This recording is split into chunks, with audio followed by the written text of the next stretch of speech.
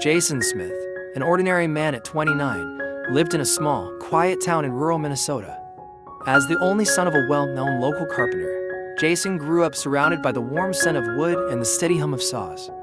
His first toys were handmade by his father. But what his father passed down wasn't just carpentry skills, it was the belief that wood could tell stories. "Every grain in the wood holds a story," his father often said. "Your job is to listen and bring that story to life." However, when Jason's father passed away suddenly from a heart attack, everything in his life turned upside down. The small workshop his father left behind was little more than a dusty, cramped space with aging tools and unsold furniture. Jason took over the workshop not out of passion, but because he didn't know what else to do. He had once dreamed of leaving his small town, exploring the world, and finding a different path. But now, his father's legacy weighed heavily on his shoulders.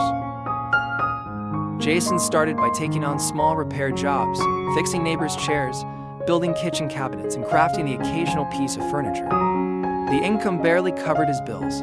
Each day felt like a monotonous grind, and Jason found himself sinking deeper into frustration. Meanwhile, his friends, those who had left town, often boasted about high-paying jobs in the city, exotic vacations, and luxurious lifestyles. In contrast, Jason woke up every day to callous hands and a sense of being stuck. One day, while working in his workshop, a surprising customer stopped by. It was Mrs. Elizabeth, an elderly widow in the town. She brought with her an old, black and white photo and said to Jason, "Jason, I'd like you to make me a rocking chair just like this one. It was the chair my late husband built when we first got married. After he passed away, I lost it during a move. If you can recreate it for me, I'd be forever grateful." Jason agreed, but little did he know this project would change his life forever. He spent an entire week searching for the perfect type of wood, carefully studying every detail of the chair in the photo. He didn't stop there. He engraved a message on the back of the chair, the last loving words Elizabeth's husband had written to her: "You're my forever." When Mrs. Elizabeth received the chair, she broke down in tears. "You didn't just make a chair," she said. "You brought my husband's memory back to me. I never thought I'd feel this connected to him again." Her words lit a spark inside Jason. He realized his work wasn't just about building furniture, it was about preserving memories and telling deeply personal stories through his creations. But he also knew that if he wanted to keep doing this, he needed to rethink how he ran his business. One evening, Jason shared Mrs. Elizabeth's story with his friend Mike, a marketing expert living in the city. Mike gave him bold advice. "Jason, what you're doing is amazing, but no one knows about it. You need to take your work online. Share your story with the world, and people will come to you." Jason was skeptical. He had no knowledge of technology and no idea how to run an online store. But Mike wouldn't take no for an answer. He helped Jason photograph his furniture and set up a store on Etsy, a platform for handcrafted goods. Mike also suggested that each product should come with a story. Jason began writing about his pieces as if they were characters in a book. For example, he described a dining table as a place where families will share laughter and heartfelt conversations, or a wooden cabinet as a keeper of life's little secrets. At first, sales were slow.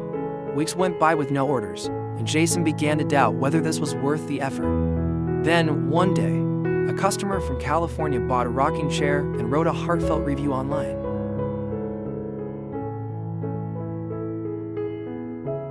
The post went viral. Orders started pouring in from across the country.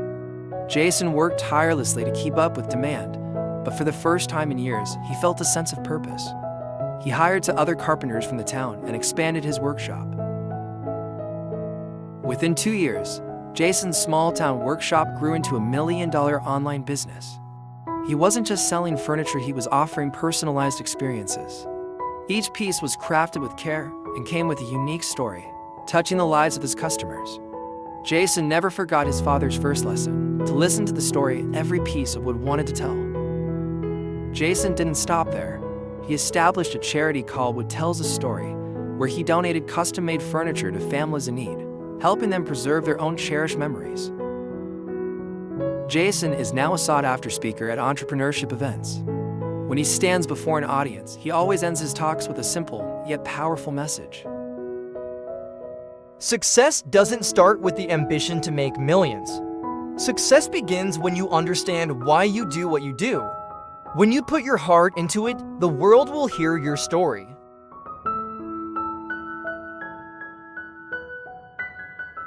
From a poor well digger to the CEO of an oil empire, even been MCC Hun. In 1985, in a remote, dusty village in Texas, a young man named Elliot Carter struggled to make a living as a hired well digger. Born into a poor family, Elliot's father, a wounded war veteran, was unable to do heavy labor, while his mother worked tirelessly at a laundry factory to support the family. Elliot dropped out of school at 15 to help his parents, but even with hard manual labor, the family barely scraped by. Elliot had nothing but his calloused hands, a worn-out shovel, and a burning desire to change his life. Despite working under the scorching Texas sun, he earned just enough to put food on the table. Yet deep inside, Elliot nurtured a dream to take control of his destiny. Every time he stood in the dry, barren fields, he thought to himself, there has to be something more valuable beneath this ground than just water. One day, while digging a well for a local farm, Elliot struck something unexpected. A thick, smelly liquid began seeping out of the ground. It was crude oil, a resource that the world was racing to find at the time. The farm owner, unaware of its value, dismissed it as something contaminating their water supply. Elliot, however, saw an opportunity. He offered to buy the plot of land for a fraction of its worth, using every last penny he had saved. Friends and neighbors laughed at him, calling him foolish for wasting his money on worthless dirt, but Elliot was undeterred. Day and night, he immersed himself in learning about oil extraction, drilling methods, and transportation. However, with limited resources, he couldn't afford modern equipment or labor. So, he began the backbreaking task of extracting the oil himself using nothing but his shovel and a sledgehammer. After weeks of relentless work, the first stream of oil finally flowed. While the amount was small, it was enough to sell to a local refinery, earning him the first significant paycheck of his life, so large he couldn't believe his eyes. With the money he earned, Elliot bought more abandoned plots of land around the town areas no one thought held any value. This time, he rented second-hand drilling equipment and began extracting oil more efficiently. Within 2 years, Elliot owned 3 small oil wells and had hired a few workers to help him. But challenges were never far behind. In 1988, a devastating storm destroyed most of his equipment, plunging him into financial ruin. Debts piled up, and many advised him to give up, yet Elliot refused to quit. He knocked on the doors of banks and small investors, pitching his vision and asking for support. With his perseverance and passion, he eventually convinced a local investor to back him. With the funding, Elliot not only restored his damaged wells, but expanded into new territories. He began studying modern drilling technologies, hired geologists, and built a small but skilled team. 5 years later, Elliot officially founded his first company, Carter Oil Co. As Carter Oil Co. started gaining traction, Elliot found himself facing fierce competition from the major oil corporations. These corporate giants began undercutting prices and pressuring suppliers to drive Carter Oil Co. out of the market. Elliot knew that to survive, he had to innovate. Instead of focusing solely on drilling, Elliot invested in refining technology and producing cleaner fuels. He opened small, local refineries that created jobs for thousands of people in the region. This strategy not only helped his company thrive, but also won him strong support from local governments and communities. Within a decade, Carter Oil Co. had grown into one of the largest oil companies in West Texas. Elliot expanded internationally, invested in renewable energy projects, and became one of the most influential entrepreneurs in the oil and gas industry. Elliot Carter, once a poor well digger, had risen to become the chairman of Carter Energy Group, a multi-billion-dollar oil empire. Yet, Elliot never forgot his humble beginnings. He established a charity called Fuel for Dreams, providing financial aid to underprivileged youth with entrepreneurial aspirations. He also created free vocational training programs to help low-income workers gain skills and break out of poverty, just as he had done himself. When asked about the secret to his success, Elliot simply smiled and said, I was never the smartest person in the room, but I was always the hardest working. Success isn't about where you start, it's about how you face the challenges along the way. Dig deep not just into the ground, but into yourself and you'll find the most valuable thing of all.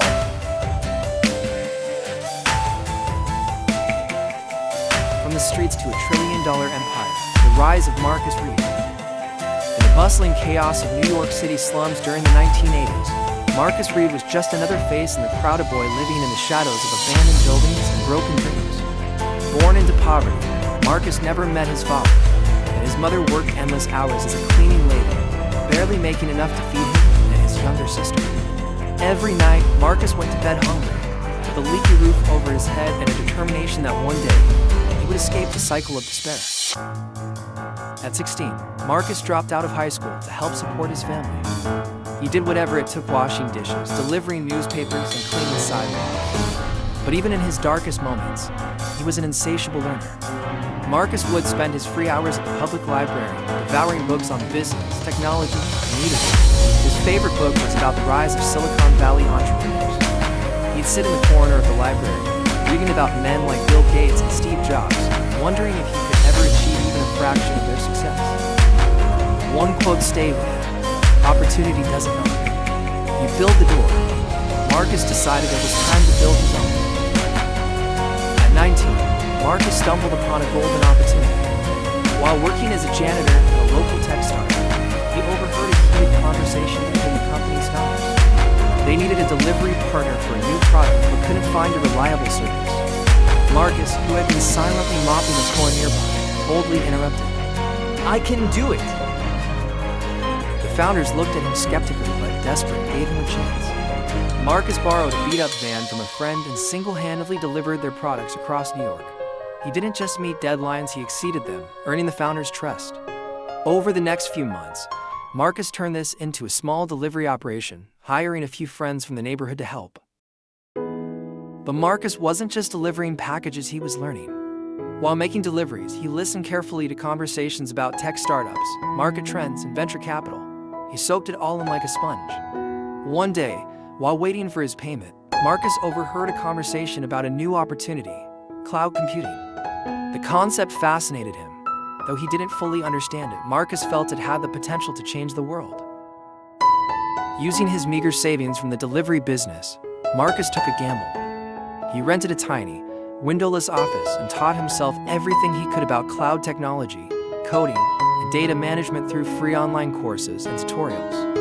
He worked tirelessly, sometimes going without food for days, pouring every ounce of his energy into building his first product, CloudGrid, a simple platform that allowed small businesses to store and access their data online.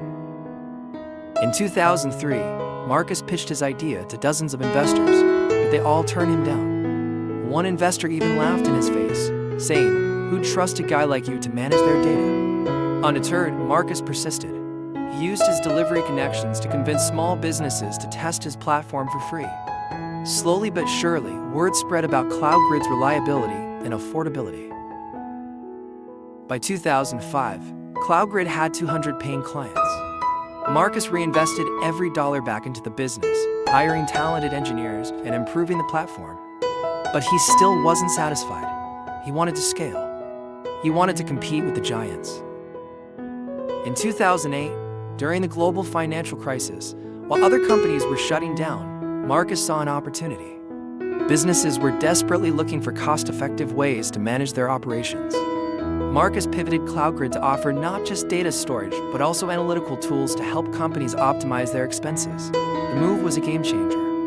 Within a year, CloudGrid's client base exploded, and venture capitalists who had once ignored Marcus were now knocking on his door. Marcus struck a groundbreaking deal with a major investment firm, securing $50 million in funding. But instead of splurging on luxuries, Marcus kept living in his modest apartment, pouring all his resources into expanding CloudGrid globally. By 2012, CloudGrid Technologies was not just a company, it was a revolution. Small and medium-sized businesses worldwide now had access to enterprise-grade tools at a fraction of the cost. As CloudGrid grew, so did the competition. Tech titans like Amazon and Google tried to crush Marcus's company by slashing their prices and offering similar services. But Marcus had a secret weapon: his roots. Unlike his competitors, he understood what it meant to be the underdog. He tailored CloudGrid's offerings specifically for underserved market small businesses, schools, and nonprofits. He also launched a philanthropic initiative, providing free access to cloud grid for struggling startups and low-income schools. This strategy not only helped him survive the competition, but also built a loyal customer base. By 2015, CloudGrid was the fastest-growing tech company in the world. In 2020, CloudGrid Technologies went public. The IPO shattered records, and Marcus Reed became the CEO of the first trillion-dollar company founded by someone who once lived in poverty. But Marcus's success wasn't just measured by numbers. Under his leadership, CloudGrid expanded into green energy solutions, healthcare technologies, and artificial intelligence, all while maintaining its mission to serve those who needed it most. Marcus's story inspired millions. He was no longer just a tech CEO, he was a symbol of resilience, determination, and the power of dreams. Despite his wealth, Marcus remained humble. He never moved into a mansion or bought flashy cars. Instead, he invested in rebuilding the communities he came from, funding libraries, schools, and job training programs in low-income neighborhoods. When asked about his journey at a global entrepreneurship summit, Marcus said, I started with nothing but a mop in my hands and dreams in my heart. People told me I didn't belong in the boardroom, that a kid from the streets could never build a trillion-dollar company, but they were wrong. Success isn't about where you come from, it's about where you're willing to go and how hard you're willing to fight to get there. Today, Marcus Reed's name is synonymous with grit and innovation. From the slums of New York to the helm of a trillion-dollar empire, his story proves that no matter how far down you start, the top is always within reach if you dare to dream and work relentlessly to make it a reality. The rise of Jack Sullivan, from homeless to billionaire visionary. In 1992, the streets of Detroit were a cold, unforgiving place for Jack Sullivan, a 22-year-old homeless man who had nothing but a tattered coat, an empty stomach, and a head full of unrelenting dreams. Jack had been abandoned by his parents at the age of 15, bouncing from foster home to foster home before finally falling through the cracks of the system. With no family, no education, and no direction, Jack found himself sleeping under bridges, scavenging dumpsters for food, and wondering how he would survive the next day. Yet, even in the bleakest of circumstances, Jack refused to give up hope. He spent his days wandering into libraries to escape the cold, where he discovered books that would change his life forever. From biographies of inventors like Thomas Edison to business titans like Andrew Carnegie, Jack became obsessed with the idea that one person could transform their destiny through sheer determination and ingenuity. One day, as he read about the rise of the tech industry, a simple thought struck him: the future belongs to those who create it.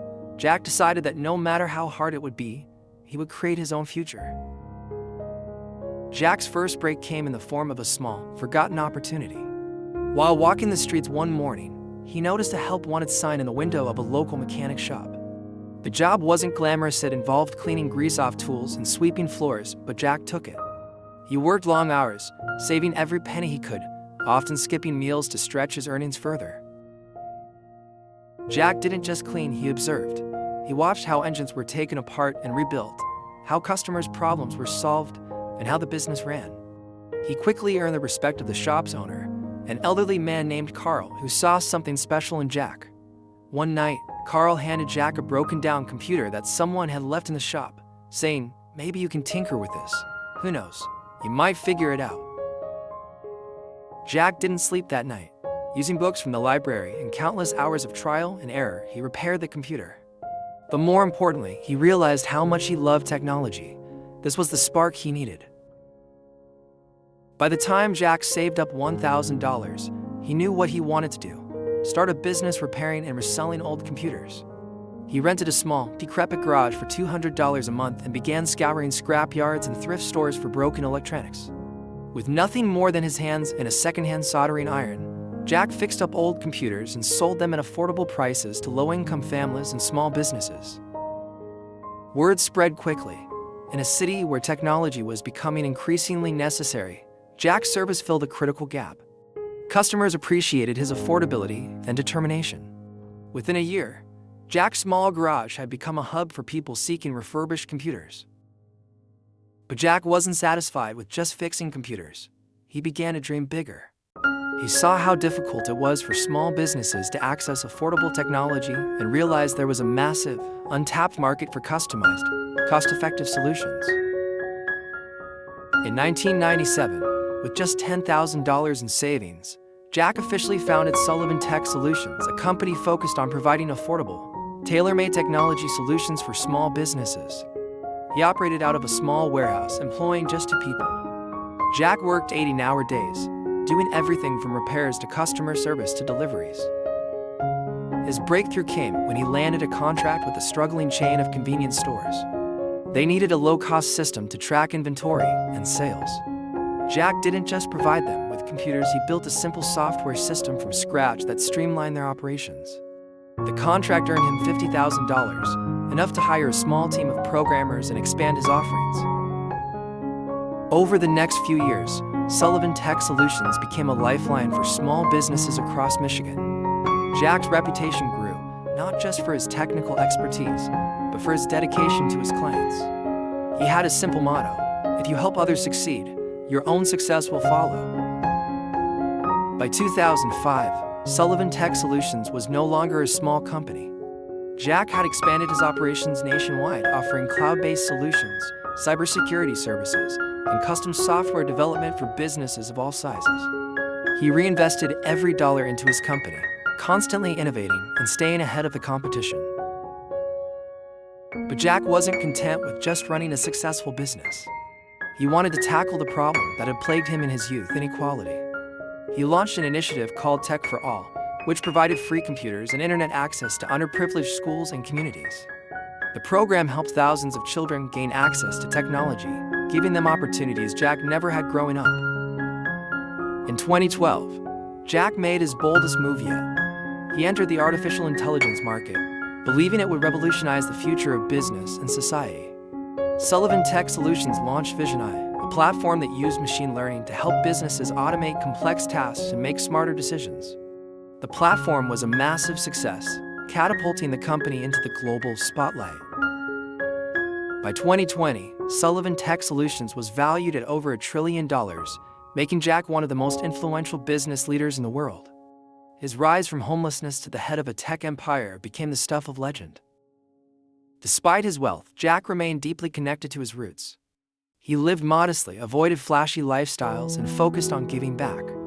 He donated billions to education, housing for the homeless, and programs aimed at bridging the digital divide. He often visited the same Detroit neighborhoods where he once slept on the streets, reminding himself of where he came from. When asked about his journey, Jack often said, People think success is about talent or luck. But the truth is, success is about resilience. It's about getting up every time life knocks you down and never losing sight of the person you want to become. The rise of Elena Morales, from factory worker to energy empire CEO. In the late 1990s, in a small industrial town on the outskirts of Guadalajara, Mexico, Elena Morales was just another nameless worker in a massive textile factory. Every day, she woke up at 4 a.m., took a crowded bus to her job, and worked 12-hour shifts for barely enough money to feed her two young children. Elena, who had dropped out of school at 16 to support her family, felt trapped in an endless cycle of poverty. The factory was loud, hot, and unforgiving, but it was the only way she knew to survive. Yet, there was a fire in Elena that refused to be extinguished. While others around her accepted their fate, she dreamed of something more. During her breaks, she would sit outside with a notebook, jotting down ideas for how to improve the machine she worked with. She had no formal education, but her sharp mind and relentless curiosity set her apart. Her life changed one fateful day when the factory manager dismissed one of her ideas for streamlining production with a sneer, saying, "You're just a worker. Leave the thinking to people in the offices." That moment sparked something deep within Elena. She vowed to prove that her ideas were worth more than anyone realized. When the factory shut down during an economic downturn, Elena found herself unemployed with no savings and 2 children to feed. It was one of the lowest points in her life, but instead of giving up, she took a bold risk. Using the severance pay she received, she bought an old, broken-down sewing machine and started making clothing in her small apartment. It was a humble beginning, but Elena treated her tiny operation like a serious business. She worked late into the night, teaching herself about pricing, supply chains, and customer relationships from library books. Within a year, Elena's sewing business was earning enough to keep her family afloat. But what set her apart wasn't just her work ethic, it was her resourcefulness. She noticed how much electricity she was using for her machines and how unreliable the town's power grid was.